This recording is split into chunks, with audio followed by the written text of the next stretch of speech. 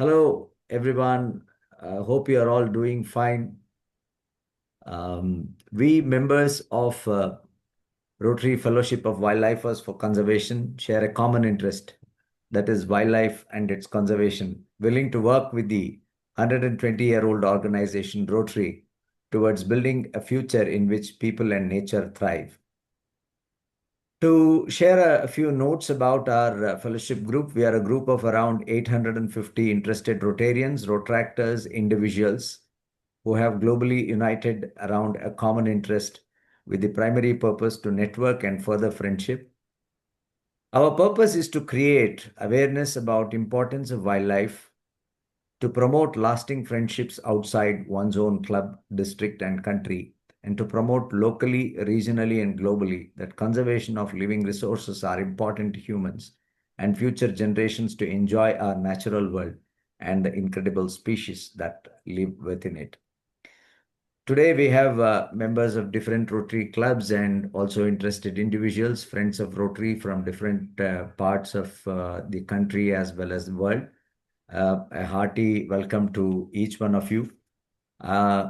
On behalf of all the wildlifers here, I also extend a very warm welcome to our speaker, Rotarian District Governor nominee, Elsaby Foxon.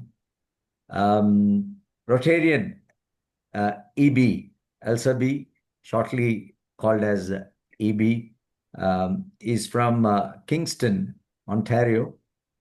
Kingston is located on the shores of Lake Ontario, where the St. Lawrence River exit the lake. Elsaby is co-chair of ESRAG's Pollinator Task Force, member of RAGES, and belongs to this fellowship. She's from South Africa, and as a transplant to Canada, she couldn't tell a monarch butterfly from a maple leaf. Armed with new master gardener credentials, she's turned her lakefront property into a rewilded native plant zone, which can only be described as nature's version of a speed up dating app, where she documents on Naturalist her new friends and relatives, the native beetles, birds and flies, wasps and bees that find refuge in rewilded pesticide-free habitat. Between planning and planting Miyawaki forest with her fellow Rotarians and master gardeners, she has become the kind of a person who can spot and report invasive species. At Rotary International Conference in the ESRAG Amplified Talk booth in Calgary, she spoke about invasive species and biodiversity. She facilitated a workshop at the 2025 Zone Summit about the migration of birds and flying invertebrates and how Rotarians can help. Her environmental crusading is powered by her noble mission to ensure that her 4.5 grandsons inherit a world where they can. Thrives still finds actual bucks to put in jars rather than just digital ones on their tablets. Over to you, Elsaby, Rotarian Elsaby. Please take over from now. Thank you very much for that kind introduction. And just so that you all know, I'm not an entomologist. I am not an ornithologist. I don't work in conservation. This is just pure Rotary passion that brings me here and talk to you. So let me try and share my screen.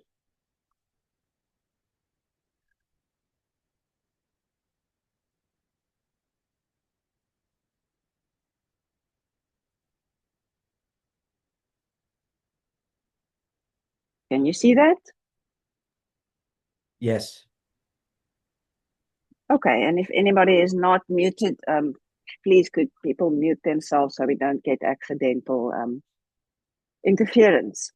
So this was the title of the workshop that I had in our zone meeting earlier this year, and I'm going to present some of it, but I've also changed it So my thought is that the ability to fly unimpeded across geopolitical borders, finding shelter and food along the way, and to find a welcoming home on both sides of borders, on many sides of many borders, is a very powerful symbol of peace.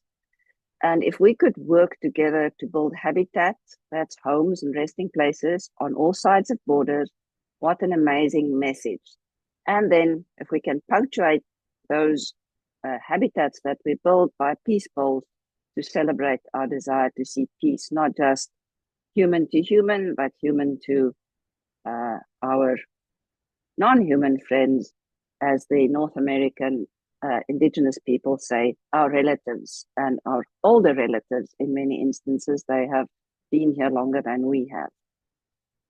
So what does peace mean to you, mean to me?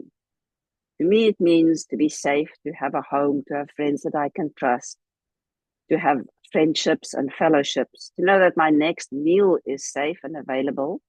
Even little things like my garbage will be removed, that I can visit my club and my friends in confidence, that I can walk in nature, that I can feel refreshed. Peace also means that I need not worry about animals, not about my pets, and not about those in the wild, and that they will also have a next meal and not be driven to extinction. I also know that humans, us Rotarians, and the people we care for depend on biodiversity's ecosystem services for peace. And if I say ecosystem services, it means the free stuff that nature gives us: food, the regulation of our climate, our building materials, the breakdown, the decomposition of our organic waste. It cleans, it filters our water and our air, and it provides opportunities for lots of cultural practices all over the world, and it plays an enormous role in mental health. I'm not going to skip this page. So throughout my life, I have had a recurring dream that I could fly, and I've never really shared this with Rotarians before, so this is the first. But I did have this dream that I had wings, and it was so real that I would wake up and say, maybe I should really try it. Of course, I didn't, but I woke up properly. But if I had wings and I could have had the ability to fly across borders, trusting that I would find food and shelter.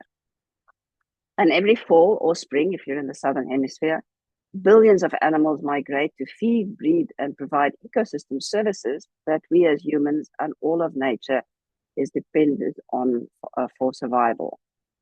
So I'm talking about the things with wings and who are the migrators. So off the bat, let's start with one of our most misunderstood and maligned of flying, migrating, and may I add, important pollinator species: bats.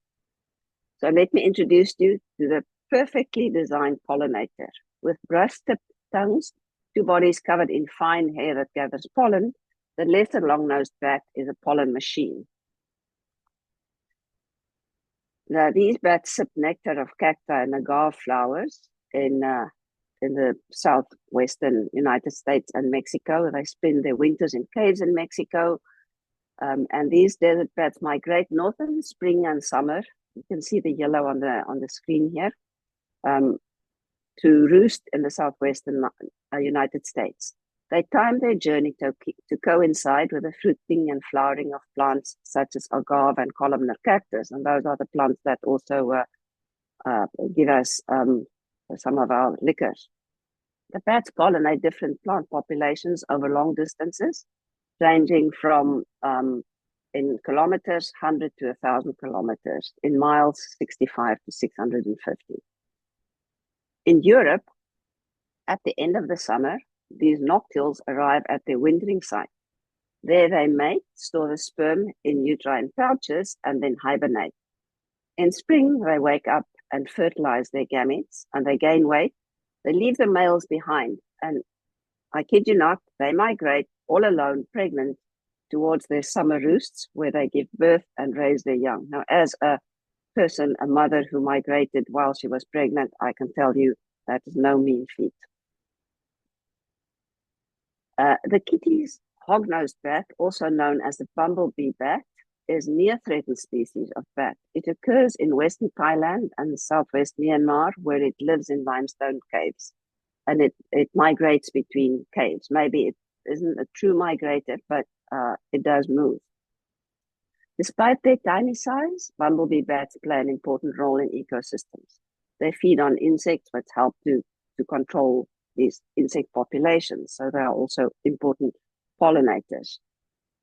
And it was unknown to the world at large prior to 1974, but these days it has become a bit of a ecotourism attraction, and people want it as pets. So that's maybe one of the reasons why it is also now near threatened. Now, India is home to 135 bat species. The largest is the flying fox, and it has a wingspan of nearly 5 feet. Australia also has flying foxes, and they are amongst the world's most restless nomads. And they can journey up to 6,000 kilometers per year, much further than any land mammal and close to the distance covered by some whales and migratory birds. So bats are species rich and functionally diverse. They play important roles in insect control, pollination, and seed dispersal. Typically, the Himalayas and trans-Himalayan regions form a barrier to bat movement. On the left here is the small bat in India, and I have actually forgotten the name of this bat.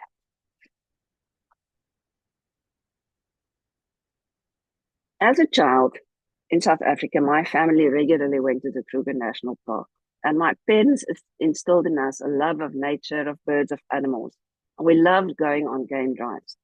My father had a keen eye and could spot and identify hidden animals and birds long before anyone else. We spoke earlier about the savannah, but not all is savannah. It's always very bushy thicket, especially near the Skukuza area.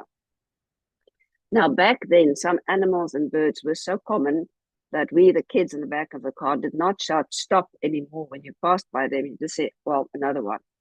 And among some of those common birds were the rollers. There were lilac-breasted, European, and purple roller. In this picture, I took it not too long ago, are some lilac-breasted rollers.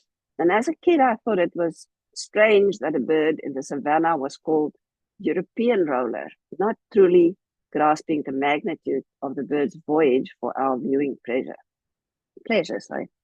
I still go to the Kruger Park every 2 or 3 years, and life and biodiversity are still abundant and beautiful. But I am getting bad at spotting some birds, or are they just plain fewer? So I'm going to tell you the story about Rory. I'm thrilled to share the unbelievable news was the first sentence of an email. So Professor Ma and his dedicated team have found Rory. So who is Rory? Where was he? And why did he need to be found? And so begins an extraordinary tale of a bright blue bird's migration from the southern tip of Africa to the remote China, and how such incredible journeys connect countries, continents, and cultures. Rory is a European roller, a species that has disappeared from areas of its breeding range, mainly due to habitat loss, hunting, and reduced food availability. They are very skilled aerial hunters, catching large insects such as grasshoppers in mid-flight. And as long-distance migrants, European rollers winter in Africa before traveling to Europe and Asia to breed. So in April 2025, Rory was found in a private protected area. It was caught there, and he was fitted with a satellite tracker by South Africa's BirdLife staff. The next time Rory was positively identified was in June 2025 in China. He was found by a team led by Professor Ma Ming, a zoologist based in the Xinjiang Institute of Ecology and Geography at the Chinese Academy of Sciences. Now, finding Rory was no mean feat. Tracking data points gave a close but not exact match of location, and with heavy rain lashing down, they ventured to the northern slopes of the Tian Shan Mountains on the southwestern edge of the Gurbantingut Desert. There, they spent 3 days searching this remote area, barely sleeping, but there was the reward, and you can see the tracker on Rory. It is not only through tracking his journey that we know where Rory and other European rollers go. For example, all the rollers traveling from South Africa seem to spend 3 to 4 weeks in southeastern Somalia. Now, today, he is, I hope, surely on his way back to South Africa. And maybe if I'm there next week, I may just catch a glimpse of him. But not only do we learn about migration, but we see how birds connect us. Researchers at opposite ends of the African-Eurasian flyway were brought together by a single bird and his incredible migration. Countless others may have seen him or his species traversing the length of Africa and beyond, all heading to their breeding grounds. The power of migration and the flyways is not just in the wonder of birds undertaking huge journeys, but the way they can show us connectivity and togetherness, like Unite for Good. Sounds familiar? These are the 8 major migratory bird flyways, and migrations or regular seasonal movements are a key strategy for dealing with predictable events in many bird species. Approximately 1,800 of the 10,000 bird species worldwide undergo seasonal migration. Rising temperatures and shifting weather patterns affect birds' ability to find food and reproduce, which over time impacts local populations and ultimately continent-wide populations too. Some species may even go extinct locally if they cannot find the conditions they need to survive and raise their young. Here is an example. Sharp-tailed sandpipers migrate from Australia to Siberia and back again each year to breed. They can increase their body mass by more than 50% in the lead up to migration. This increase is mostly because of fat deposits and enlargements of the flight muscles that will be used to fly thousands of kilometers. To accommodate these changes, the birds will reduce the size of their digestive organs and leg muscles so they don't have to carry unnecessary weight. It's like us deciding just to take carry-on for a holiday. But these changes are reversible, and once the birds reach their destination, they will regain digestive tissues, and the excess fat they put on will be burned during travel so that they return to normal body mass. Here's another of the long-distance migrants, the ruff. It breeds in wetlands in colder regions of northern Eurasia and spends the northern winter in the Blue Range. I never knew that every time I saw this bird in South Africa. Now, this is interesting. The spotted redshank is breeding in the north here, and this is the non-breeding areas, including India and sort of Central Africa. But this bird was pictured in August 12th, in Canada, not far from where I live. So he's a vagrant, and let's hope he finds his way back to his breeding mates. One can just wonder what brought this bird to Canada. The northern shoveler is a bird that I saw, well, as recently as Sunday here on the lake. They occur in the Americas, and they also breed across Europe and spend winter throughout Europe, Africa, and India. And just a fun fact, the oldest recorded northern shoveler was a male, and he was at least 16 years, 7 months old when he was found in California in 1969, and he was originally banded in Nevada in 1952. The great white pelican, here pictured in Namibia, is another majestic migrator. This is the map of the great white pelican. It has found some areas that it's resident where it can breed, but it is typically a migrator that it breeds over there, and it migrates to India and Africa and South Africa.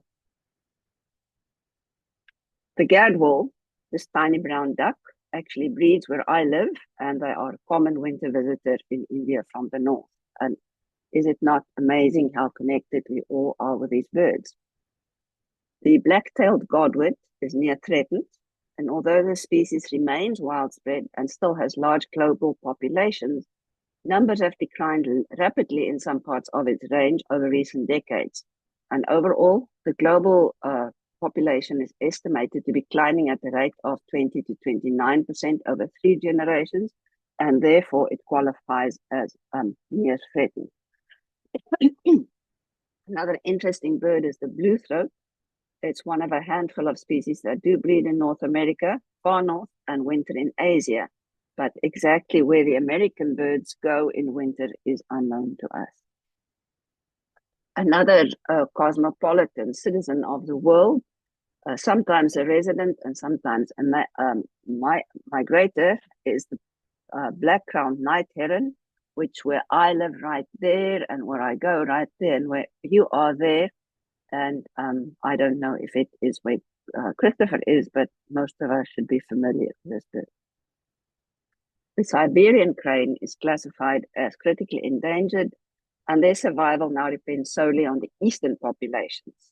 Now, thanks to conservation efforts, in 2015, their numbers were estimated at less than 3,500 birds. Now they are around 7,000.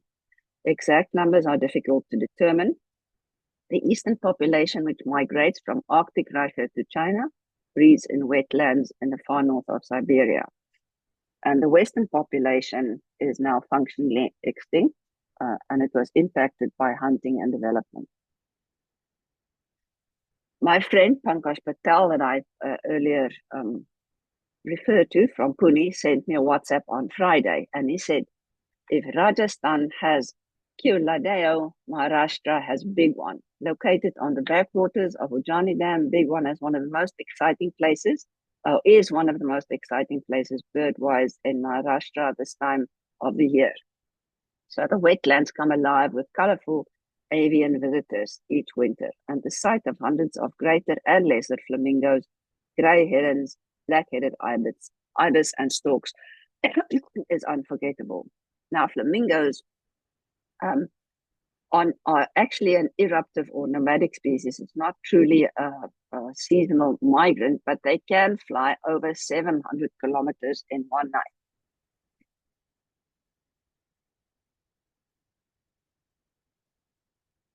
Now, from the very big majestic birds to the tiny hummingbird on the East Coast, where I'm basically part of Eastern North America, there's only one regular hummingbird, the ruby-throated hummingbird, and it migrates up the United States each summer from Mexico and Central America.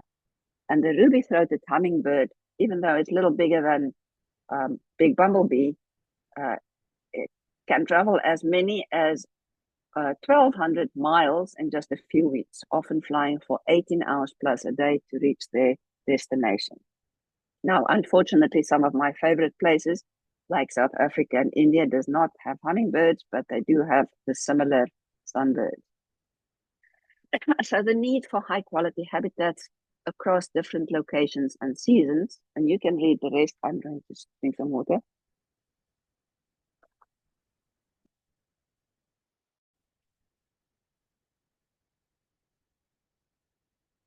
So, with trillions of individuals migrating every year, insects are some of the most common migrating animals on Earth. They include species of renown, such as the monarch butterfly, as well as species of enormous societal and environmental importance, such as locusts, mosquitoes, and bees.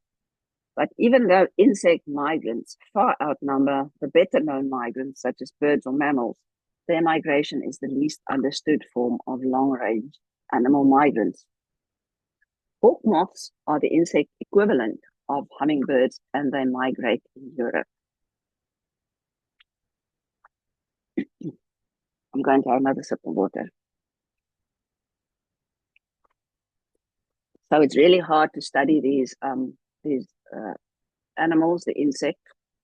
And Miles Menn says, understanding what insects do during migration and how they respond to weather is the last frontier in migration science.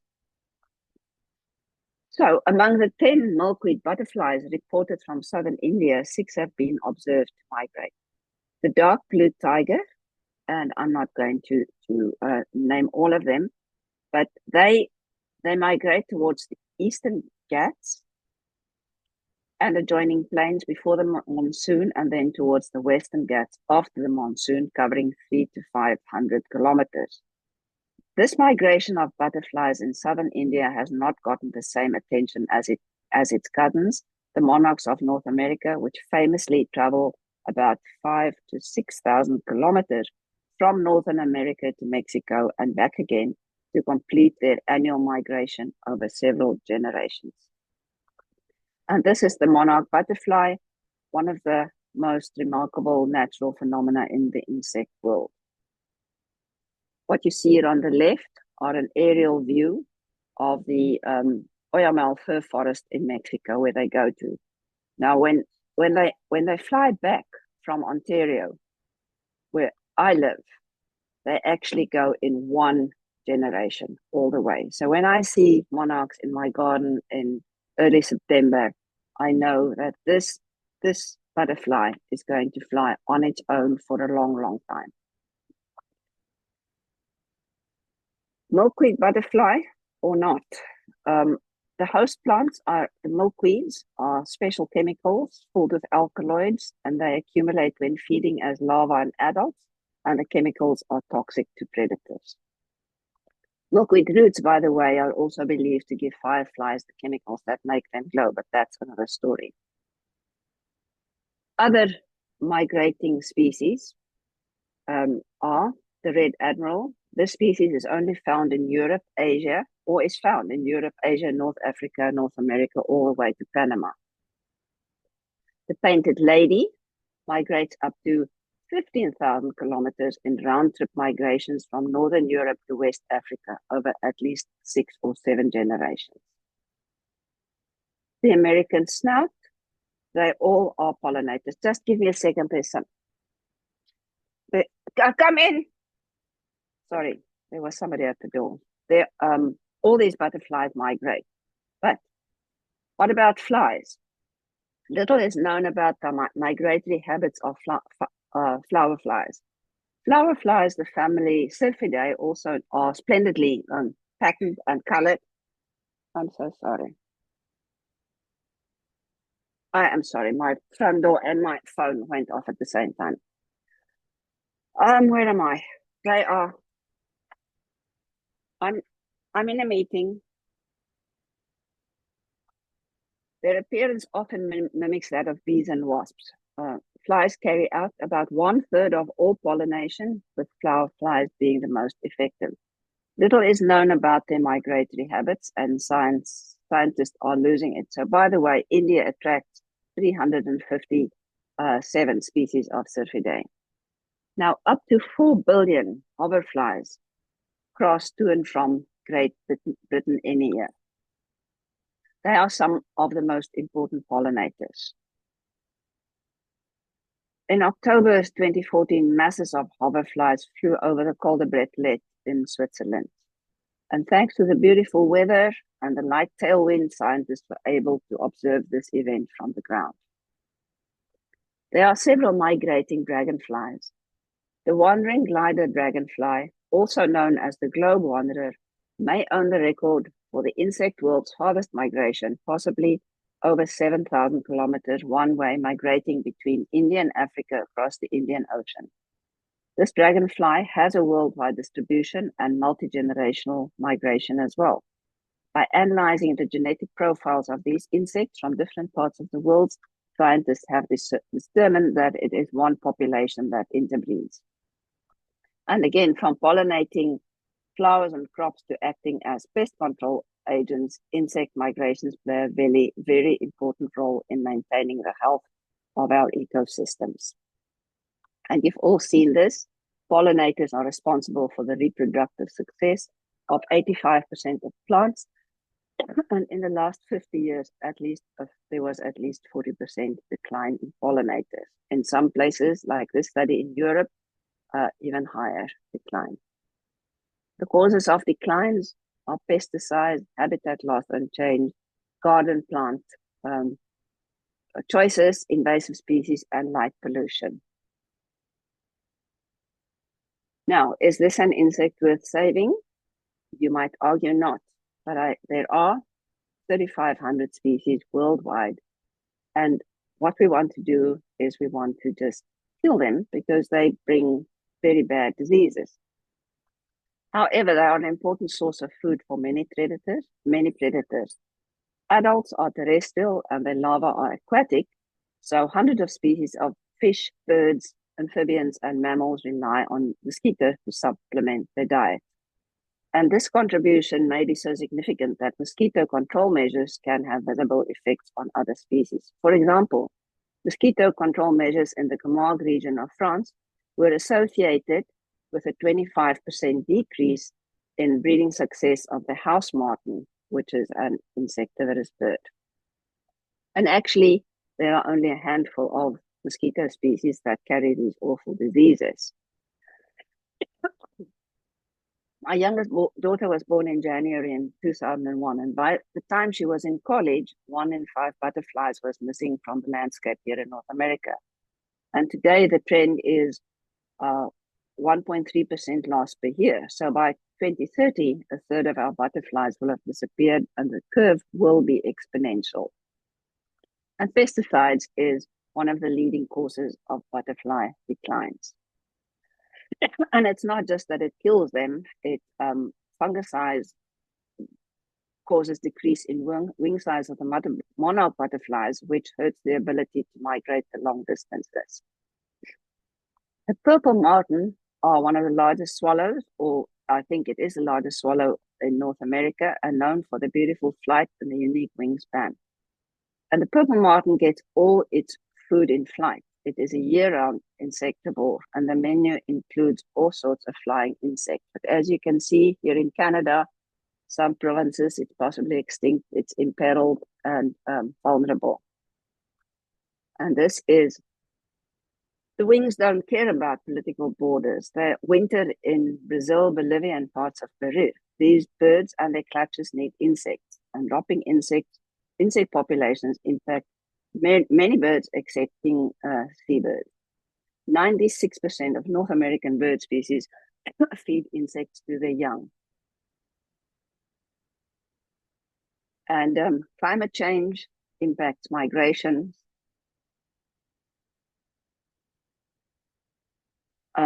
It causes timing disruption, rising temperature, alter seasonal cues that trigger migration, habitat shifts and loss changes.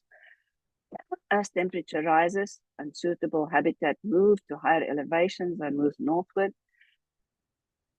Arctic species face a shrinking habitat. Sorry. Extreme weather events. I don't need to say more about that. We have seen that in recent years a lot. Food source changes. Again, climate change affects the abundance and distribution of food source along the migrating routes, and earlier spring warming can cause insects to emerge before the migrating birds arrive. And changing precipitation patterns also changes the plant growth for that herbivorous migrants depend on, and ocean temperature changes fish and plankton distributions. And this often causes route alterations that are adapting, and shorter distance migrations are becoming more common in the northern regions. And but these adaptations come with trades-offs, such as increased competition in overwintering areas or exposure to new predators and diseases.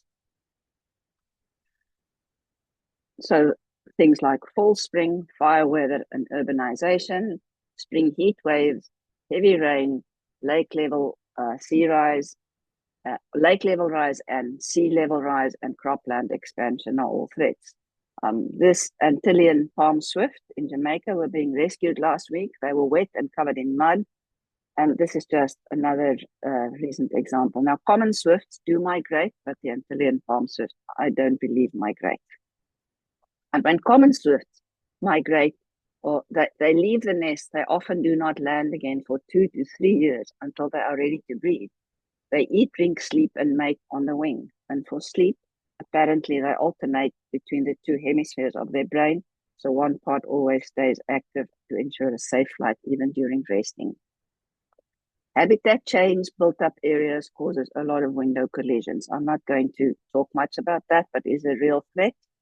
This was on October 4 in Chicago, where 1,000 birds collided in just window. There was also a storm that night. the migrant birds were in blue, and they collided with a storm in a built-up area. That was cause of lots of losses. And again, climate change, habitat shifts and loss, and the monarch, food source availability for the Arctic tern. At both ends, there are less availability. Invasive species impact migrations. Here where I am, ecological traps like buckthorn buckthorn creates an ecological trap for the migratory songbirds. While the shrub provides abundant attractive berries that birds readily consume, these fruits are nutritionally poor and act as a laxative. So birds nesting in buckthorn thickets experience reduced reproductive success because the berries don't provide adequate nutrition, and the buckthorn is not a host plant for any of the insects that they need to feed their poor. So it creates poor nesting habitat with increased vulnerability to predators as well. The same is for the purple loosestrife. That's again where I live, a bad invasive species. Where native butterflies may lay their eggs on loosestrife, but the caterpillars often cannot digest the plant's tissues, or they lack the biochemical adaptations needed to process its defensive compounds. And this results in larval mortality and population declines, even as the adults continue to be attracted to the flowers. Another example of an worldwide species is the Buddleia butterfly bush, and often the Rotarians say, yes, I am going to plant a butterfly garden, and the first thing that comes to mind is the butterfly bush, because they really are butterfly magnets, but they may not be the best, and they are definitely the worst for other plant species. And in this I just took this snapshot this morning from iNaturalist. This is the distribution of butterfly bush worldwide, and it really comes only from China. This is Buddleia davidi. In the UK, this was prior to 1984, the distribution, and this is in 2008, the distribution. Here where I am, invasive dog strangling vine is also an ecological trap, because she does put her eggs down on the dog strangling vine, but the caterpillars cannot eat it. Another issue with insects is light pollution, and you know how lights attract insects, and they actually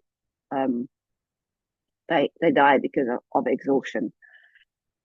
So we can give up hands up to our migratory kin, and by putting in yellow lights for the insects, by avoiding bright lights and spotlights, by avoiding reflective glass, by putting on bird feeders near windows and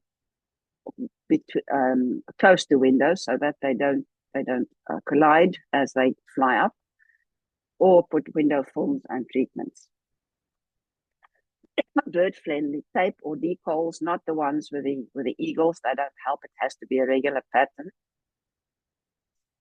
And plant native plants, because native plants form complex relationships with and are uniquely connected to local wildlife or food, shelter, nesting sites. It also forms also connected to soil microorganisms and other native plant species. So again, we can give a hand up to our migratory kin with humane gardening by planting native plants and keystone species, by completely avoiding pesticides, herbicides, and monocultures, and by removing invasive plants. So I know I'm preaching to the converted here, but the idea that my garden, my yard is my domain, I can decide my farm, what to do here and how I'm going to do it, and I am the boss of these animals and plants, versus it's my kin, it's my relations, and I am dependent on them as they are dependent on me. So as our winged kin cross our geopolitical borders, and as these migrants power healthy life and abundance, they ultimately power peace. And let us support them and plant peace poles in the habitats. And the best place to plant peace poles are in gardens. And I thank you for your attention, and Thank you. Any questions? Thank you so much, Elsabe. You can use hand raise option, or you can unmute yourself and ask if you I have. think unmute yourself and ask, because I do not see all of you. Just help me watch. No questions.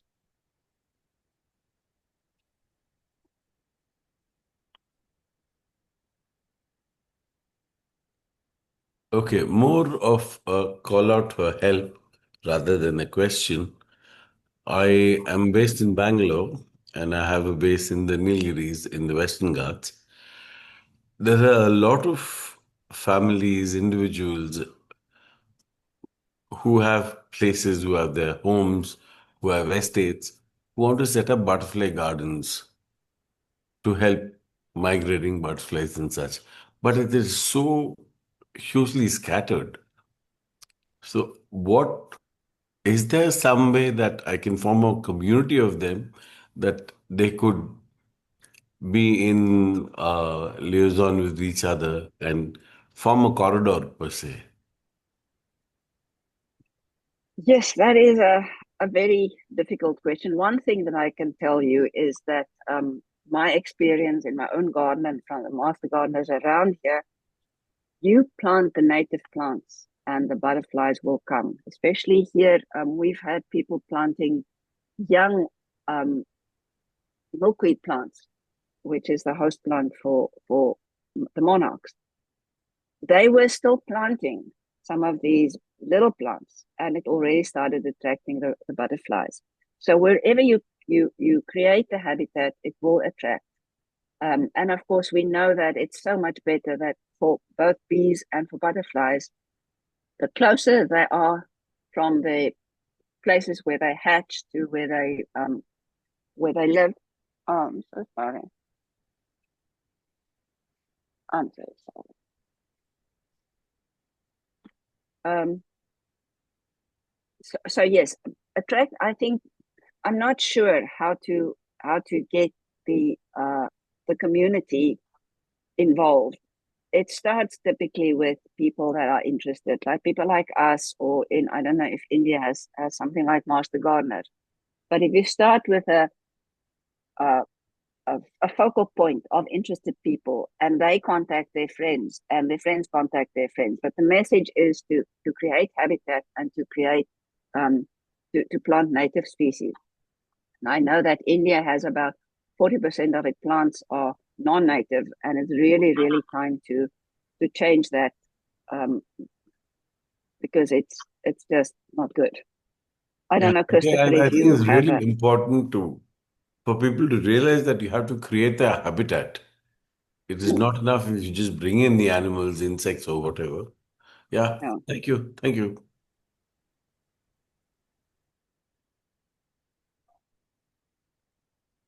Thank you. Anyone And else? here we have what. Well, I'm just want to continue on that.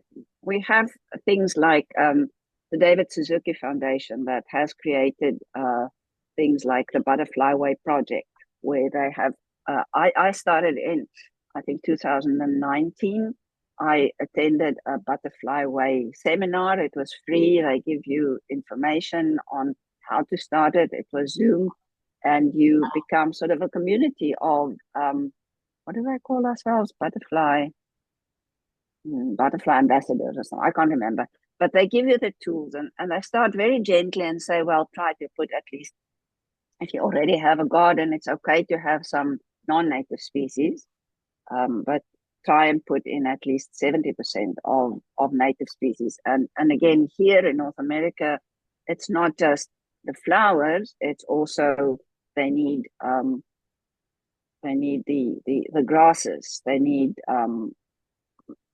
things like rocks to warm themselves on a cool morning. They need, so you have to think like a butterfly when you plant a garden. What do they need? What else do they need? And today with the internet, it's so easy to find the information if you just do a proper Google Scholar search. What should I do?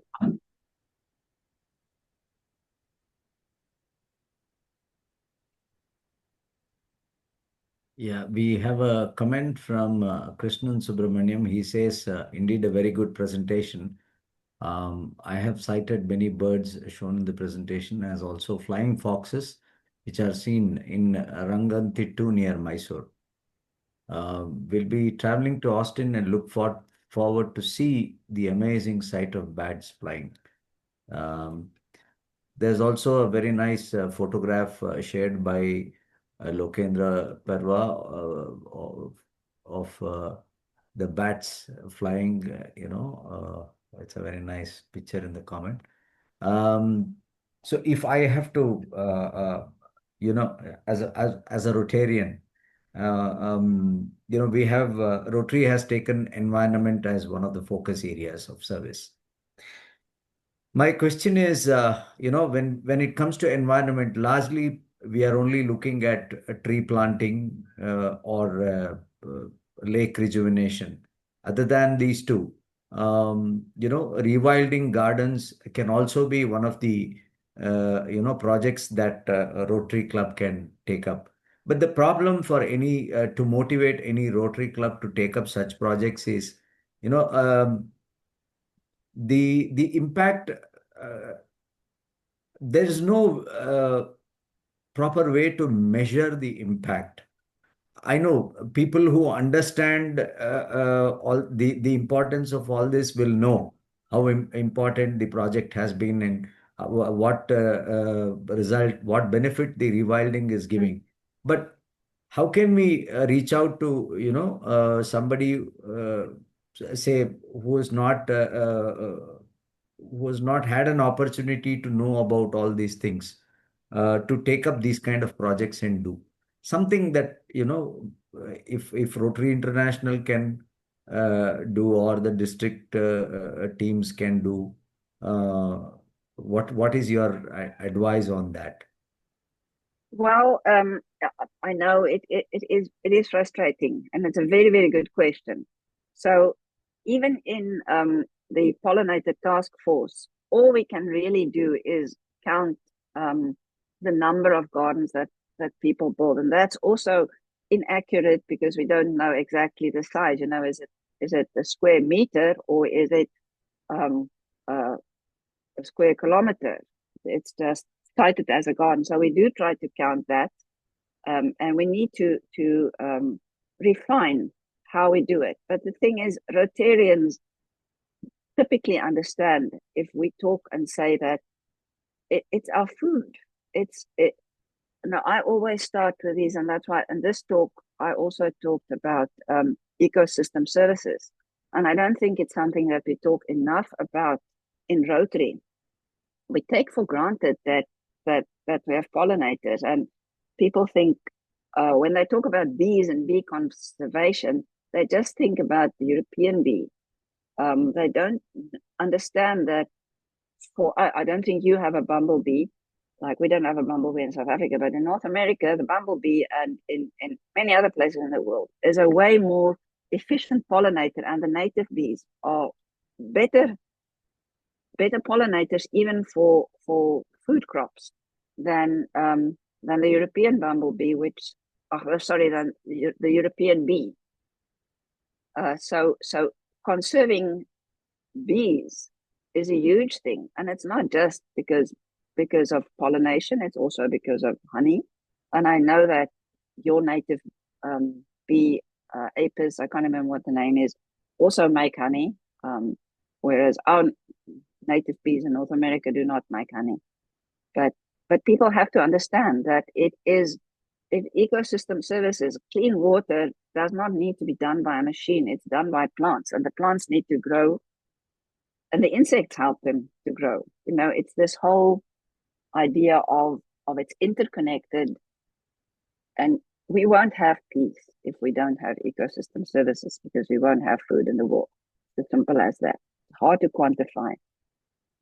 But yeah, we can count pollinator gardens that we can count trees, as we can count trees. Yeah, thank you. Anyone else has any question or anybody wants to say anything? Harsha says, Sir, Karnataka state-run government schools plan for area for play and garden. Similarly, in private schools. Chris says, perhaps start local count Yeah. days for bird, butterflies, bats, bees, etc. February 13th to Yes. 16th is Global Bird Count Day. Yeah, I think Rotary should also start associating with a lot of naturalist organizations which are, conducting walks, like the bird Mm. walks, the ant walks, um, yeah, so many things. Butterfly walks. Yeah. Yeah, I think Yeah. something. No, but there's nothing that prevents a club to start something like that on our own, or wildlife or whatever. I mean, you can start anything, even though it doesn't have the big um, Christopher. So what I was going to say is perhaps this is something we can post on our websites, the days for Yes. counting various organisms. But obviously it's going to change country by country, but at least then we know. I mean, there are books that talk about the decline of insects across windscreens of cars. I mean, I just remember when I was growing up, we would be washing the bodies off of windscreens of our vehicles, but now we don't do it because there's so few. And I just want to point out that back in the 16th, 17th, 1800s, particularly in Britain, there were people that were observing when flowering first happened on numerous species. And so maybe we can do the same thing for what we do with bird migration and so on, and just have people within Rotary, just Rotarians, be more observant of what's out there, maybe through having specific days when people go out and look for organisms, then that may be something we can do. And just posting the days, find out which days are being observed in your country, and list those days, and maybe then start collecting the data. Yeah, thank you, Christopher. That's excellent. And talking about data, something that I often advocate for is just get an app like iNaturalist, and we could form our own projects on iNaturalist, and just contributing data is huge, particularly with the insect world.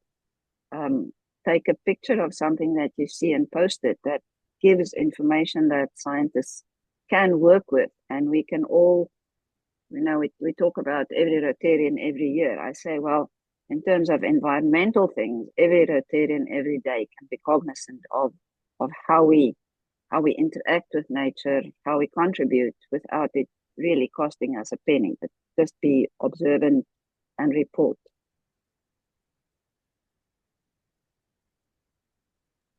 Yeah, that's nice. Okay, anyone else? Hi, good morning, everyone. Good afternoon from Trinidad and Tobago. Happy Cartex Nantidos who celebrating today. So I just want to add, in Trinidad, we have a group called Field Naturalists, and I'm part of it also, and I've learned so much from them. So for the Trinidad chapter, I want to say we shouldn't remake the wheel, reconstruct the wheel. We should also just go with what's already been done. They catalog the birds, they count the birds, they count the butterflies also. And Miss Isabel has shown us so much. Yeah.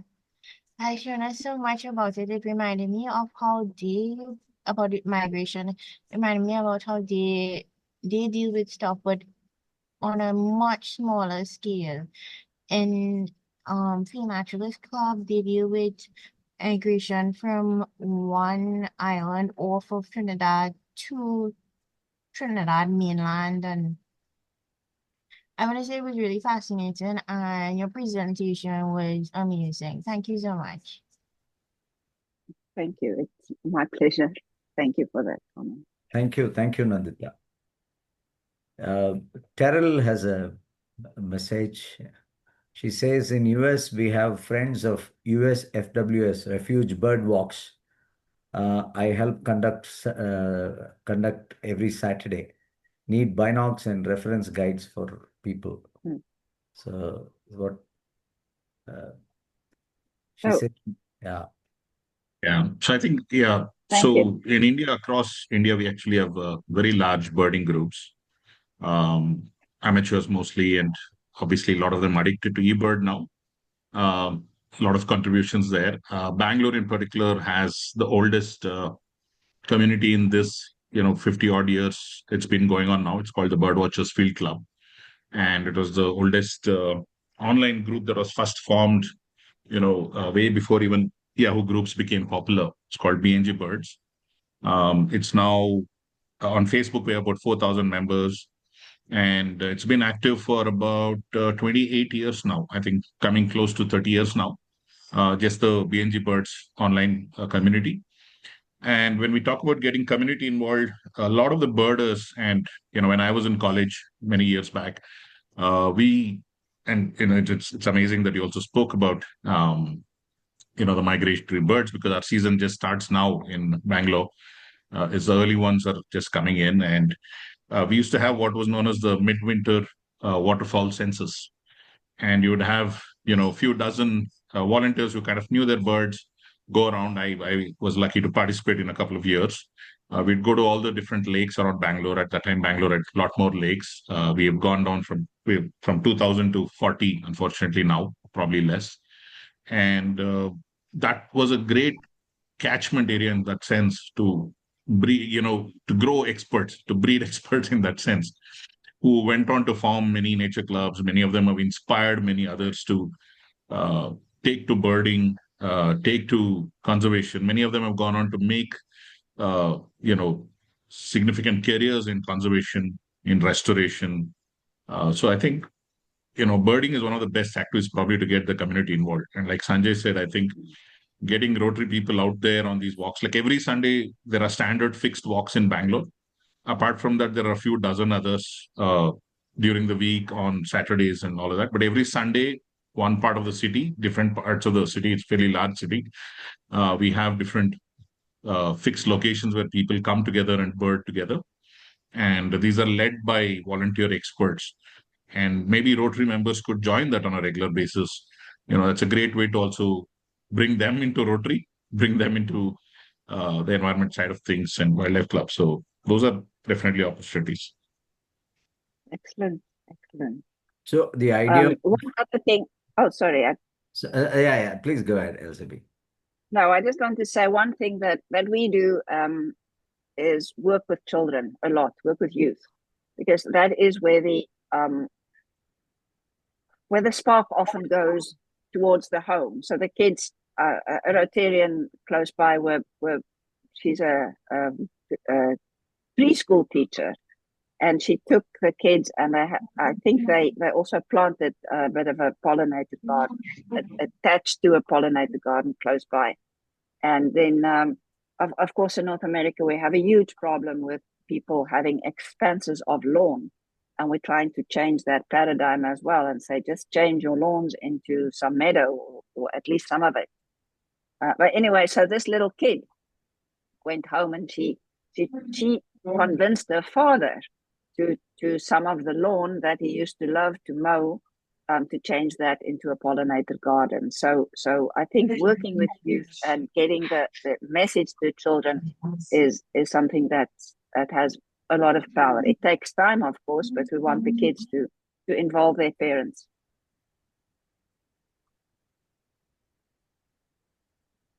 Sanjay, somebody else wanted to say something? Somebody's trying to say something. Someone is talking. Anyone else? You want to say something?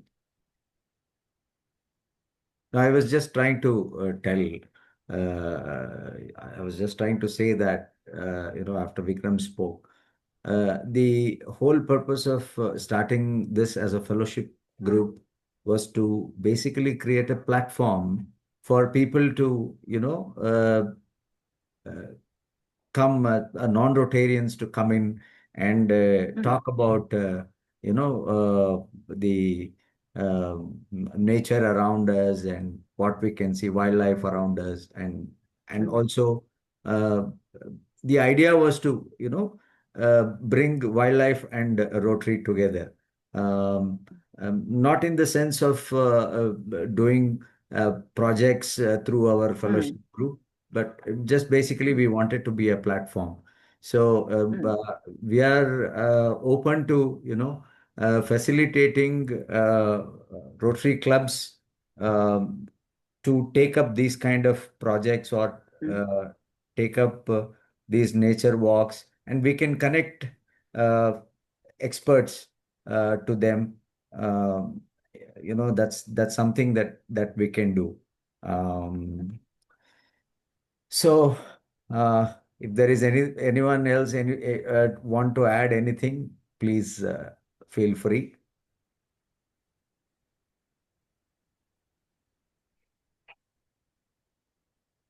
Sanjay, within Rages, we are organizing working groups around different species and habitats.